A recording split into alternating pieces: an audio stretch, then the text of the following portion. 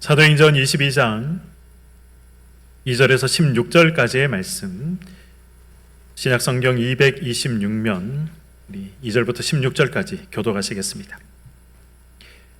그들이 그가 히브리 말로 말함을 듣고 더욱 조용한지라 이어 이르되, 나는 유대인으로 길리기아 다소에서 났고 이 성에서 자라 가말리엘의 문하에서 우리 조상들의 율법의 엄한 교훈을 받았고 오늘 너희 모든 사람처럼 하나님께 대하여 열심히 있는 자라. 내가 이 돌을 박해하여 사람을 죽이기까지 하고 남녀를 결박하여 옥에 넘겼노니 이에 대제사장과 모든 장로들이 내 증인이라. 또 내가 그들에게서 다메섹 형제들에게 가는 공문을 받아가지고 거기 있는 자들도 결박하여 예루살렘으로 끌어다가 형벌받게 하려고 가더니 가는 중 다메섹에 가까이 갔을 때에 오종쯤 되어 호련히 하늘로부터 큰 빛이 나를 둘러 비침에 내가 땅에 엎드려져 들으니 소리 있어 이르되 사울아 사울아 내가 왜 나를 박해하느냐 하시거늘 내가 대답하되 주님 누구시니까 하니 이르시되 나는 내가 박해하는 나사렛 예수라 하시더라. 나와 함께 있는 사람들이 빚은 보면서 또 나에게 말씀하시는 이의 소리는 듣지 못하더라. 내가 이르되 주님 무엇을 하리이까? 주께서 이르시되 일어나 다메섹으로 들어가라.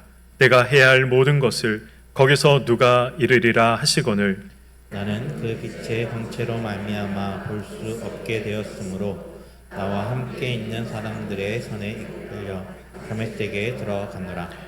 율법에 따라 경건한 사람으로 거기 사는 모든 유대인들에게 칭찬을 듣는 아나니아라 하는 이가 내게 와 곁에 서서 말하되 형제 사울아 다시 보라 하거늘 즉시 그를 쳐다보았노라. 그가 또 이르되 우리 조상들의 하나님이 너를 택하여 너로 하여금 자기 뜻을 알게 하시며 그 의인을 보게 하시고 그 입에서 나오는 음성을 듣게 하셨으니 내가 그를 위하여 모든 사람 앞에서 내가 보고 들은 것의 증인이 되리라. 함께요.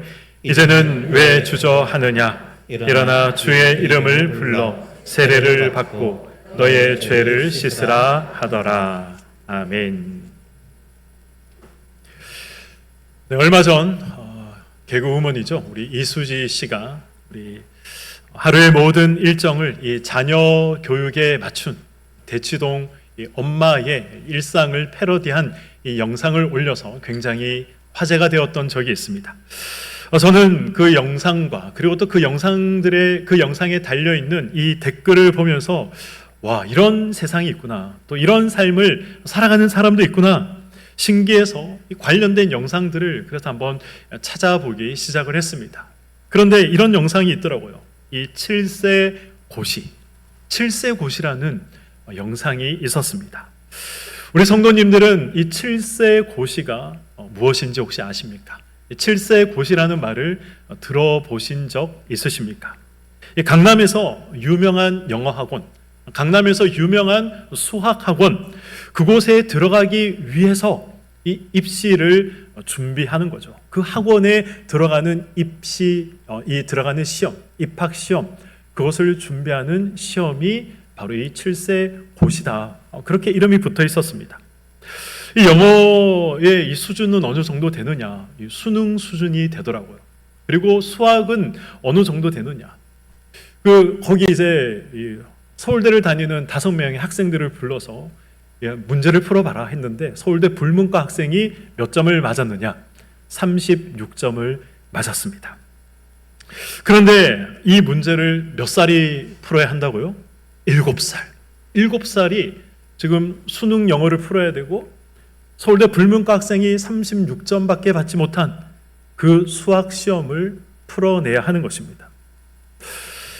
이 시험에 응시하는 이 7살 아이들이 몇 명 정도 될까요? 몇 명 정도 될까요? 10,000명이 넘는다고 합니다. 10,000명. 네. 어떻게든 이 학원에 이 부모들이 집어넣기 위해서 그래서 5살 때부터 6살 때부터 공부를 시키기 시작합니다. 이 학원에 이 유명한 영어학원, 이 유명한 수학학원에 들어가기 위해서 또 학원을 보내는 거죠. 5살, 6살짜리 아이들을 그런 학원에 합격시켜 주도록 하는 학원을 보내는 겁니다. 그래서 7세 고시다 라는 말이 생긴 것입니다. 저는 이 영상을 보면서 이건 완전히 학대다라는 생각이 들었습니다. 이 신체 활동을 자유롭게 해야 할 이 아이들을 억압하고 있지 않습니까? 그래서 저는 이건 신체적인 학대다라고 생각을 했습니다. 그 아이들에게 맞지 않는 지적 수준을 지금 요구하고 강요하지 않습니까? 저는 그래서 이걸 보면서 이건 지적인 학대다라는 생각이 들었습니다. 아이들이 그것을 위해서 얼마나 많은 정신적인 스트레스를 받겠습니까? 저는 그걸 보면서 이건 정신적인 학대다. 그런 생각이 지워지지 않았습니다. 7세 고시를 준비하는 어느 영어 학원에 선생님의 인터뷰가 있었습니다. 그분도 이런 현상이 자신도 정상이 아니다. 자신도 마땅히 비판받고 비난받아야 할 그런 현상이다. 그렇게 이야기를 하더라고요. 그러나 저는 그분 역시 이 아이들을 학대하는 그 일에 동참하고 있는 사람이다라는 생각이 들었습니다. 그렇지 않습니까? 아무리 돈이 되고 아무리 고수익이 된다고 하더라도 스스로 비난하고 스스로 잘못된 것이다 라고 생각을 한다면 그런 수업을 자신이 해서는 안 되는 것이죠. 그런 수업이 잘못됐다, 이런 현상이 잘못됐다, TV에 나와서 아무리 바른 말을 하고 또 비난하고 비판한다고 하더라도 자신도 이미 잘못된 현상의 한 부분을 담당하고 있는 것입니다. 잘못됐다 말은 하고 있지만 이 잘못된 현상에 편승해서 본인도 지금 이득을 취하고 있는 것이지 않습니까? 오늘 저는 이 설교를 준비하면서 오늘 사건이 그런 내용이 아닌가 생각을 해봅니다. 유대인들도 바울도 동일하게 이야기하는 것이 무엇입니까? 유대인도 바울도 동일하게 우리는 하나님을 믿는다, 우리는 하나님을 섬긴다, 동일한 말들을 하는 사람이었습니다. 그러나 이 말씀에 장악되지 못한 유대인과 그리고 말씀에 장악된 바울이 얼마나 큰 차이를 보이고 있는가, 말씀에 장악되지 못한 이 종교 생활이 얼마나 위험한가, 이것을 우리에게 말씀하고 있는 것이죠. 그런 잘못된 것에 편승해서 살아감에도 불구하고 잘못된 것인지 모르고 살아가는, 비난하고 비판하지만 그러나 그것이 얼마나 잘못된 것인지 모르고 살아가는 그 유대인들의 모습이 우리의 모습이 아닌가, 오늘 우리가 말씀을 통해 점검을 해보기를 원합니다. 지난 시간 말씀드렸듯이 바울은 오늘 본문이 기록된 22장부터 시작해서 26장까지 총 5번의 자기 변론을 합니다. 그런 내용들이 이제 쭉 기록이 되어 있습니다. 이 첫 번째 변론은 자기를 죽이고자 하는 유대 군중들을 향해서 이 변론을 하는 내용들이죠. 바울은 그들을 향해서 어떻게 이야기를 합니까? 나의 부모와 같은 여러분, 나의 형제와 같은 여러분이라는 이 따뜻한 말로 자기 변론을 시작합니다. 변론이란 무엇입니까? 지난 시간에도 말씀드린 것처럼 자기를 보호하고 자기를 방어하기 위한 그러한 방법이죠. 네가 범인이다, 네가 죄인이다 라고 말하는 상대방을 향해서 아니다, 나는 범인이 아니다, 나는 죄인이 아니다 라고 말하는 것입니다. 그리고 그러한 것들을 입증하고 증명할 수 있는 내용들을 이야기하는 것, 그러한 것이 변론 아니겠습니까? 그러나 오늘 본문에 기록된 바울의 첫 번째 변론은 어떤 내용들이 기록이 되어 있습니까? 자신에게 어떤 일들이 있었는가, 나에게 무슨 일이 있었는가, 그런 내용들을 장황하게 설명하고 있는 그 내용이 기록이 되어 있습니다. 오늘 본문 3절에서 5절 우리 상반절까지의 말씀을 보도록 하겠습니다. 나는 유대인으로 길리기아 다소에서 났고 이 성에서 자라 가말리엘의 문화에서 우리 조상들의 율법에 엄한 교훈을 받았고 오늘 너희 모든 사람처럼 하나님께 대하여 열심히 있는 자라. 내가 이 돌을 박해하여 사람을 죽이기까지 하고 남녀를 결박하여 옥에 넘겼노니 이에 대제사장과 모든 장로들이 내 증인이라. 아멘. 바울은 자신이 유대인이다라는 사실을 먼저 밝히고 있습니다. 그리고 자신이 길리기아 다소에서 태어났다라는 사실을 밝히고 있죠. 이 다소라는 곳이 어떤 곳입니까? 이 다소라는 곳, 이곳이 바울 당시에 어떤 도시였나 한번 찾아봤더니 이 인구가 50만이 넘는 대도시였습니다. 요즘 50만은 그것이 대도시인가 이야기할 수도 있겠지만 바울 당시에 50만은 어마어마한 도시였죠. 그리고 이 다소라는 곳에는 수많은 대학들이 있었다고 합니다. 그래서 로마 제국 당시에 다소라는 곳은 아테네와 함께 이 수많은 철학자들을 배출하고 이 학문이 꽃피웠던 그런 이 도시였다라고 이야기를 합니다. 이 3절을 보시면 바울은 이 성에서 자랐다라고 말씀을 하고 있죠. 이 문맥상 우리가 보시면 바울이 다소에서 태어났고 다소에서 자랐구나 그렇게 생각할 수 있지만 원어 성경을 살펴보면 내용이 약간 다릅니다. 원문을 보시면 나는 길리기아 다소에서 태어났다.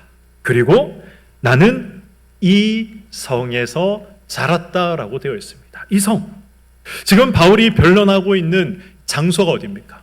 지금 유대인들과 함께 이야기하고 있는 변론하고 있는 이 장소가 어디죠?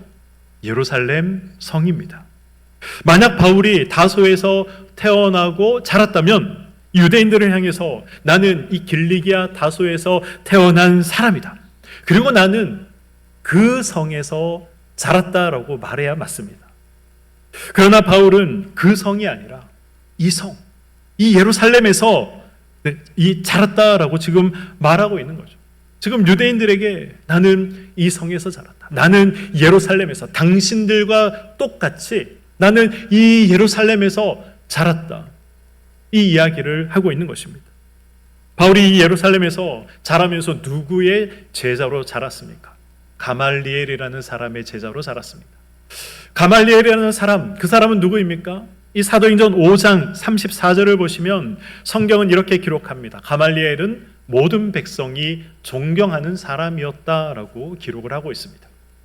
그리고 사도들을 처벌하기 위해서 이 공회 앞에 사도들이 끌려왔을 때 가말리엘이 이야기를 하죠. 가말리엘이 한마디 하자 이 모든 공회원들이 그렇다. 가말리엘의 말이 맞다. 이렇게 생각하고 이 사도들을 풀어줬던 사건이 있습니다. 그 정도로 어떤 사람이었습니까? 가말리엘은 대단한 영향력이 있었던 사람이었습니다. 가말리엘은 사람들로부터 존경을 받던 사람이었습니다. 바울이 바로 그런 사람의 제자였다는 것이죠. 바울은 유대인들을 향해서 자신이 또한 하나님에 대해서 열심히 있는 사람이다라고 이야기를 합니다. 원문의 의미, 나는 하나님에 대해 열심히 있는 자다. 이 말의 원문의 의미를 직역하면 나는 하나님에 대한 열심히 불타오르는 사람이다. 이런 의미로 해석을 할 수가 있습니다. 바울 자신은 자신을 죽이기 위해서 지금 몰려든 유대인들에게 이 철저한 율법을 나는 교육을 받았다. 불타는 열심을 나는 가지고 있었다. 그래서 자신도 예수 믿는 자들을 앞장서서 핍박하고 앞장서서 죽이고 앞장서서 옥에 가두었던 사람이다 라고 이야기를 하고 있는 것입니다. 바울은 지금 자신이 변론하고 있는 이 사실이 거짓이 아님을, 틀림없는 사실임을 지금 누구를 증인으로 세워서 이야기할 수 있다라고 이야기합니까? 어떤 사람들을 증인으로 제시하고 있습니까? 대제사장들과 장로들을 증인으로 앞세우고 있습니다. 대제사장 그리고 장로들은 유대 사회에서 어떤 사람들이었습니까? 대단한 영향력을 가지고 있는 사람들이었죠. 대단한 권위를 가지고 있는 사람들이었습니다. 유대 사회에서 가장 영향력이 있고 가장 권위 있는 그러한 대제사장들과 장로들이 바로 저 바울은 이 유대교를 위해서 열심 있는 자였다. 그 어떤 사람보다 이 율법을 잘 지키는 자였다라고 증언해 줄 수 있는 사람이었다라고 바울은 지금 이야기를 하고 있는 것입니다. 그런데 바울이 예수를 만나 뒤집어진 것이죠. 그래서 바울은 이렇게 이야기합니다. 여러분, 나도 여러분들과 똑같은 사람들이었습니다. 예수 믿는 자들을 잡아 죽이고 예수 믿는 자들을 향해 돌을 던지고 예수 믿는 자들을 옥에 가두는 것이 그것이 하나님을 위한 일이고 그것이 율법을 지키는 일이라고 저도 생각을 했습니다. 그러나 다메섹으로 가는 도중에 예수님을 만났습니다. 그 예수님이 나의 눈을 열어주셨습니다. 그 예수님이 나를 이방의 복음을 전하는 사람으로 나를 불러주셨습니다. 그래서 내가 이렇게 된 것이고 이 자리에 있는 것입니다. 바울의 변론의 내용이 무엇입니까? 바울은 내가 왜 옳은지, 당신들이 왜 틀렸는지 그것을 지금 이야기하고 있지 않습니다. 나도 당신들과 같이 예수 믿는 자들을 핍박하던 사람들이다. 내가 지금 예수 믿는 것은 내 생각이 아니다. 내 의지가 아니다. 내 뜻이 아니다. 하나님께서 부르셔서 하나님이 나를 이 자리에 세우셔서 내가 지금 예수를 믿고 있는 것이다. 하나님의 직접적인 간섭이 있었고 하나님의 명령이 있었기 때문에 나의 삶에 변화가 생긴 것이다. 이것이 바로 바울이 유대인들을 향해서 말하고 있는 자기 변론의 핵심적인 내용인 것입니다. 유대인들이 고백하는 것이 무엇입니까? 유대인들도 하나님이 나의 참 주인이다. 이것을 고백합니다. 유대인들도 하나님의 말씀이 최고의 권위가 있는 말씀이다. 이 사실을 고백합니다. 이 고백이 사실이라면 지금 바울이 말하고 있는 이 부분들, 나도 여러분과 같은 삶을 살았습니다. 나도 여러분과 같은 생각을 가지고 살았습니다. 그런데 하나님이 나에게 찾아오셔서 말씀하십니다. 그리고 하나님이 나를 이 자리에 세우셨습니다. 이렇게 바울이 증언하고 있다면 우리가 알고 있는 것이 잘못된 것이구나, 이런 생각을 해야 마땅한 것 아니겠습니까? 하나님께서 바울을 통해서 이렇게 말씀하셨구나, 하나님께서 바울을 통해서 이렇게 역사하셨구나, 내가 정말 하나님의 말씀이 최고의 권위가 있는 말씀이라고 믿는다면, 내가 정말 하나님이 내 삶의 주인이라고 믿는다면 그 하나님께서 말씀하시고 그 하나님께서 역사하신 것을 나의 것으로 받아들이고 인정할 수 있는 것이 있어야 되는 것입니다. 그러나 이 유대인들이 어떻게 합니까? 22절을 보시면 바울을 살려두지 말고 죽이자라고 소리치며 바울에게 달려들기 시작합니다. 유대인들에게 하나님의 권위는 말뿐인 권위였고 실제적인 자신들의 삶의 우선순위가 아니었던 것이죠. 이런 사건은 사도행전 10장에 기록되어 있는 이 베드로의 사건을 통해서도 드러나고 있습니다. 베드로가 기도 중에 환상을 보게 되죠. 베드로가 사도행전 10장에서 기도 중에 봤던 환상이 무엇입니까? 이 보자기 모양과 같은 그릇이 하늘로부터 내려옵니다. 그리고 그 그릇 안에 어떤 것들이 들어있습니까? 하나님께서 부정하다, 먹지 말라 말씀하신 레위기 11장에 기록된 온갖 부정한 짐승들이 담겨져 있었습니다. 그런데 하늘로부터 어떤 음성이 들려옵니까? 그것을 잡아먹으라. 베드로가 깜짝 놀라 말하죠. 아니, 이러한 것들은 부정한 음식입니다. 나는 이것을 먹을 수 없습니다. 그래서 또 어떤 음성이 들려옵니까? 내가 정하다고 한 것을 네가 부정하다 하겠느냐. 이런 음성이 들린 후에 이 환상은 사라지게 됩니다. 베드로가 이 환상을 보고 난 후에 생각하게 되죠. 이 환상의 의미가 무엇인가? 이 환상을 하나님께서 나에게 보여주신 의미가 무엇인가? 그러한 부분들을 골똘히 고민하고 생각하고 있을 때 누가 찾아옵니까? 백부장 고넬료가 보내었던 사람들이 찾아오지 않습니까? 고넬료가 보냈던 사람들이 베드로에게 이야기합니다. 우리 주인 백부장 고넬료가 기도 중에 천사들이 나타나서 베드로 선생님을 모셔오라 이야기를 했습니다. 그때 베드로가 알게 되죠. 하나님이 보여주신 환상의 의미가 이것이구나. 환상의 의미가 무엇입니까? 유대인들에게 이방인은 마치 부정한 음식과도 같은 존재들이었습니다. 부정한 음식을 먹지도 마시지도 않은 것처럼 유대인들은 이방인들과 함께 먹지도 마시지도 않았고 그들과 함께 상종하지도 않았습니다. 이 유대인들은 철저히 유대인들과 격리된, 그리고 그들을 배격한 삶을 살아왔던 거죠. 바울이 왜 성전 안에서 7일 동안 정결 예식을 행했습니까? 그가 이방인들이 있는 곳을 여행을 했기 때문에. 그래서 바울은 이방인들과 식사하며 성경이 그만 음식을 먹었을지도 모른다. 성경이 그만 음식을 만졌을지도 모른다. 그들이 바울이 이방인과 함께하면서 이 부정한 이 행동을 했을지도 모른다. 그런 것 때문에 이 성전에 들어가서 정결 예식을 행했던 것 아닙니까? 하나님께서 지금 베드로에게 내가 부정하지 않다, 이제 깨끗하다, 정하다 라고 말했다면 너도 그렇게 생각을 해야 하는 것이다. 이방인은 더 이상 부정한 사람이 아니다. 내가 정하다고 했는데 거기에다가 누가 부정하다고 이야기할 수 있겠는가? 누가 그것을 부정하다라고 주장할 수 있겠는가? 지금 그 사실을 하나님께서 환상을 통해 베드로에게 말씀을 하시는 것이죠. 그럼에도 불구하고 어떤 일이 있었습니까? 할례 받은 자들이 이 베드로가 이방인인 고넬료와 함께 먹고 마시는 것을 보고 비난하고 비판하지 않습니까? 하나님이 부정하지 않다 말씀하시면 이 일을 제기할 수 있는 사람은 아무도 없는 것이죠. 바울의 변론도 동일한 논리입니다. 나도 고집이 대단한 사람이었다. 나도 이 유대교 신자로서 대단한 믿음을 소유했던 사람이었다. 나의 열심은 대제사장들이 또 장로들이 확인해 줄 수 있는 그런 열심이었다. 그들도 인정하는 열심이었다. 그러나 하나님께서 나를 부르셨고 하나님께서 나에게 말씀하셔서 나의 삶이 바뀌게 된 것이고 그래서 이 자리까지 오게 된 것이다. 어떻게 하나님을 믿는다고 말하면서 어떻게 하나님의 말씀이 내 삶의 최우선이라고 말하면서 그 하나님의 말씀을 무시할 수 있겠는가? 하나님이 말씀하셨으면 그 말씀을 따라 말씀대로 살아야 되지 않겠는가? 그것을 이야기하고 있는 것입니다. 이것이 지금 바울의 변론의 핵심입니다.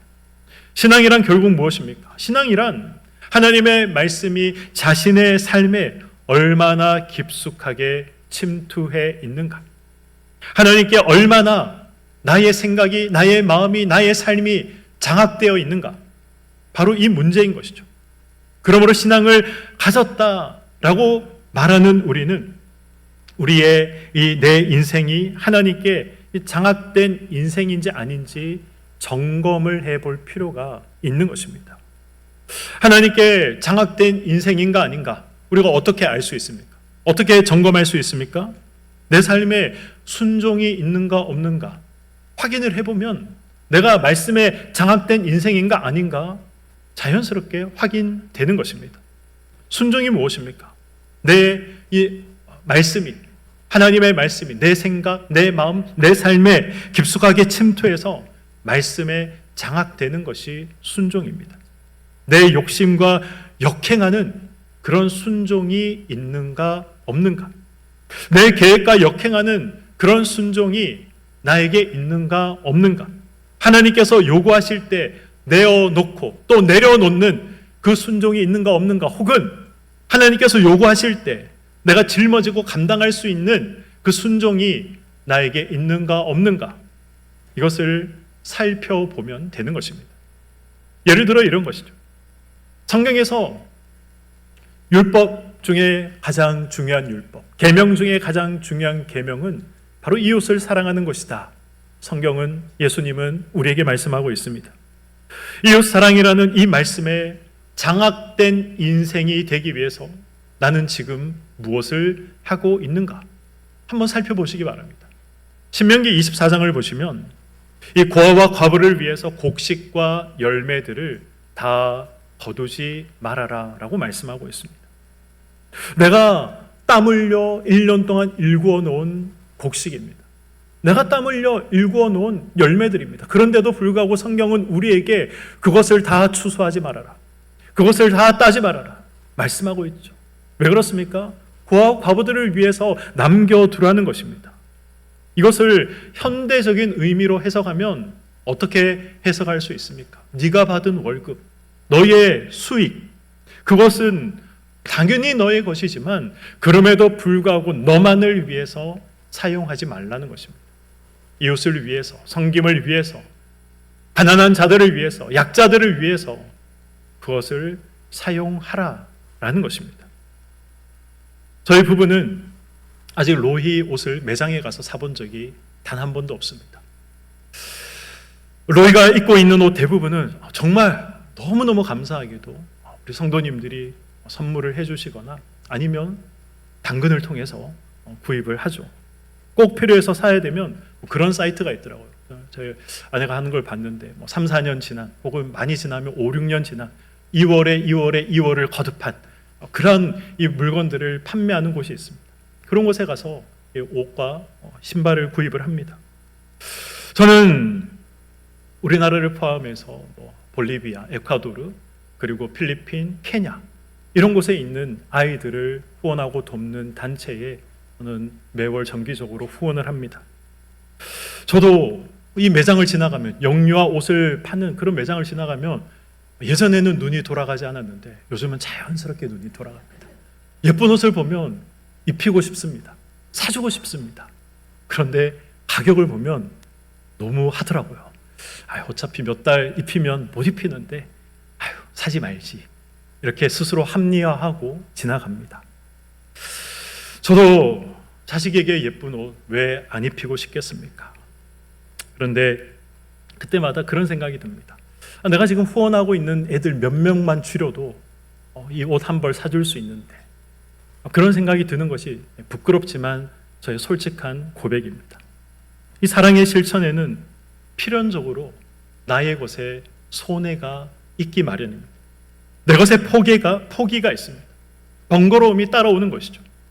믿는다고 말하는 우리가 믿지 않는 자들과 무엇이 다릅니까?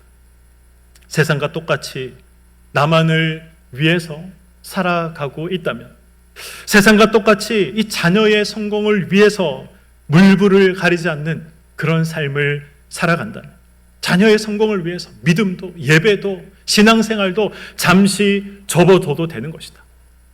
자녀의 성공을 위해서라면 믿음도 신앙도 포기할 수 있는 것이다. 이렇게 생각하고 살아간다면 제가 여러분들에게 한번 물어보겠습니다. 이런 삶은 어떤 삶입니까? 오늘 본문에서 변론하고 있는 이 바울처럼 하나님의 말씀에 장악되어서 삶의 방향이 달라진 바울의 삶입니까? 아니면 하나님을 믿는다고 하면서 바울을 죽여라 소리치며 돌을 들어 바울을 치려고 했던 유대인의 삶입니까? 우리는 성경을 보면서 항상 그런 생각을 합니다. 나는 모세의 편에 서 있다. 나는 바울의 편에 서 있다. 나는 선지자들의 편에 서 있다. 그런 생각을 하죠. 그래도 내가 유대인들보단 낫지. 내가 이스라엘 백성들보단 낫지. 내가 선지자들을 비난하고 비방하고 선지자들을 폭행하고 억압했던 그들보다는 낫지. 그런 생각들 하지 않습니까? 모세와 바울을 반대하고 비방하며 하나님의 말씀에 순종하지 않는 이스라엘과 유대인은 내가 그들의 편이 아니라고, 나는 그들과 같은 편이 아니라고 우리는 생각을 합니다. 어떻게 모세를 비난할 수 있는가? 어떻게 바울을 향해서 돌을 던질 수 있는가? 생각하면서 이스라엘과 유대인들을 보면서 그들을 나무랄 때가 있습니다. 그러나 하나님의 말씀에 장악된 나의 모습이 저와 여러분들에게 없다면 모세가 아니라, 바울이 아니라 저와 여러분도 돌을 들어 바울을 치려고 했던, 온갖 말로 모세를 비방했던 이스라엘과 유대인 편에 서 있는 것입니다. 오늘 말씀을 맺도록 하겠습니다. 우리는 우리를 향한 모든 공격과 또 우리를 향한 모든 질문에 바울과 같이 대답할 수 있어야 합니다. 나도 내 뜻대로 살아가던 사람이었다. 나도 성공하는 것, 나도 높아지는 것, 나도 인정받는 것, 자녀의 성공을 위해서라면 그것이 신앙이고 말씀이고 믿음이더라도 지금은 접어들 수 있는 것이다. 지금은 포기할 수 있는 것이다. 라고 생각하며 살아왔던 사람이다. 그러나 말씀이 나를 장악했다. 말씀이 나의 생각과 마음과 삶에 깊숙하게 침투해 들어왔다. 그래서 하나님이 기뻐하시는 자리에 내가 있는 것이다. 그래서 사랑의 자리에, 섬김의 자리에 내가 있는 것이다. 자녀에게 언제나 하나님을 선택하는 삶을 살아라, 이 말을 할 수 있는 자리에 있는 것이다. 내가 믿음이 좋아서, 내가 겸손해서, 내가 사랑이 많아서 그런 것이 아니라 하나님의 말씀이 나를 장악하고 있기 때문에 이 말을, 이 고백을, 이 삶을 말하며 살아갈 수 있는 것이다. 그러니까 이 대답을 할 수 있어야 하는 것입니다. 우리는, 저와 여러분은 무엇에 장악되어 살아가고 계십니까? 그래서 사람들에게 무엇을 드러내고 무엇을 나타내며 살아가고 계십니까? 우리 이 세상을 살아가면서 돈으로 나를 드러낼 수 있습니다. 우리는 이 세상을 살아가면서 학력으로, 학벌로 우리를 드러낼 수 있습니다. 그러나 그것으로 하나님은 드러나지 않는다는 사실을 기억하시기 바랍니다. 바울은 대단한 가문에서 태어난 사람이었습니다. 바울은 세상적으로 자랑할 것이 너무나도 많은 사람이었습니다. 그러나 바울이 알게 된 것이 무엇입니까? 그것으로 하나님의 영광이 드러나지 않는다는 것이었습니다. 그래서 그가 했던 고백이 무엇입니까? 이 모든 것들은 똥이다. 이것이 바울의 고백 아니겠습니까? 우리가 살아온 인생을 하나님 앞에 반드시 평가받아야 될 날이 옵니다. 그 순간이 옵니다. 오늘 모르죠. 오늘 우리가 그 하나님의 평가를 받아야 될지도 모릅니다. 만약 오늘 우리가 하나님 앞에 서서 평가받는다면 여러분들은, 저와 여러분은 어떤 평가를 받을 수 있을까요? 하나님께 좋은 평가를 받는 유일한 방법은 말씀에 장악되는 것입니다. 이 사실을 기억하시고 말씀이 나의 생각을, 말씀이 나의 마음을, 말씀이 나의 삶을 장악하여서 내 안에 말씀이 살아 역사하고 움직이는 이 놀라운 은혜와 복된 삶을 살아가시는 저와 여러분의 삶이 되시기를 주님의 이름으로 간절히 축원드립니다. 아멘.